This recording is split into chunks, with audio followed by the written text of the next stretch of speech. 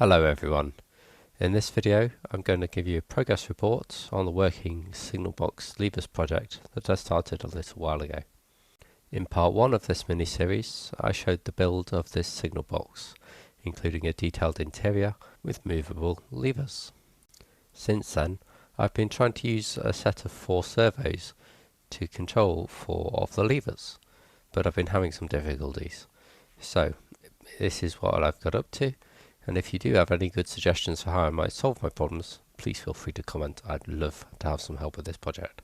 So in terms of the progress that I have made with this, I started with the easy bit, and that was to make a hole in the side of the baseboard so that I could see into the signal box that I had built.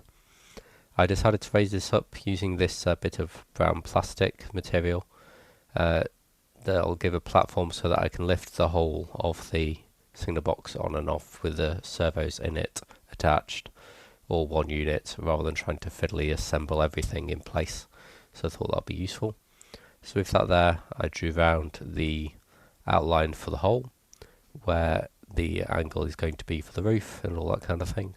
And then I drilled through some very small holes in the corners to allow me to draw on the outside of the baseboard also that shape. And then I drilled through a bigger hole to allow me to put through the coping saw blade. And to be honest, the coping saw is the only weapon for this kind of activity. It's so useful to have a coping saw to be able to do the angles around the corners.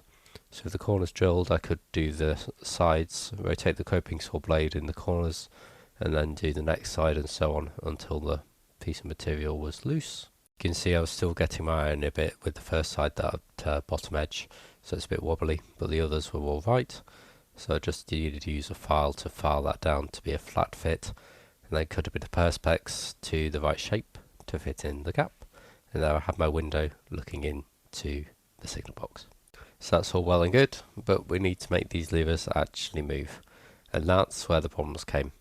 So first things first, I created a bit of a mock-up of the shape of the servos by attaching them using the screws, mounting screws, into some card, just to create them in stacks and put the servo actuator arms on, so I get an idea of the size of those. And these are really going to fill up that space available underneath the floor in the signal box, so I'm a bit worried about that, to be honest. In terms of connecting the actuator arms from the servos to the actual bottoms of the levers that poke through the hole in the signal box floor, that I thought would be best done with a bit of kind of piano wire kind of material.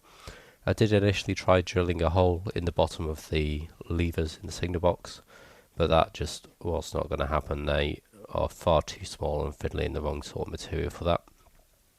So instead I thought I might be able to glue something to them. So I thought for this I would use some kind of copper tube, brass tube, with the end squashed down so that it forms this kind of flat surface which the tube can go in one end and the other surface is flat enough to go in the gap between the two levers. And this also has the advantage that the piano wire can move in and out of the tube, so as the lever rotates, the actuator arm and lever get closer together than further away. They're closest together where they're vertical, both vertical, and then at the edges they're slightly further apart, so that would allow for that kind of telescoping action. I first attempted using super glue to connect these to the bottoms of the levers, but I think I used a bit too much super glue and basically the levers wouldn't move anymore. So I had to break them off and have another go. So I did that, and then they were just too loose.